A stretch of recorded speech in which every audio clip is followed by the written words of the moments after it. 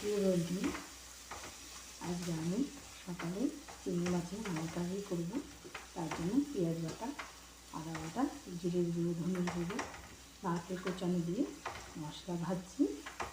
এটা ভাজা হয়ে গেছে। এরপরে আমরা নারকেলের দুধ দেবো। চিংড়ি মাছ ভেজে রেখেছি, এবার নারকেলের দুধ দেবো।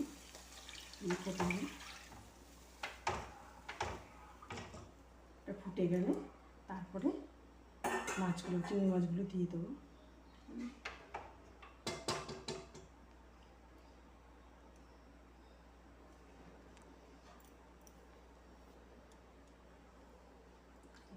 এবার চিংড়ি মাছগুলো দিয়ে দিচ্ছি, ফুটে গেছে।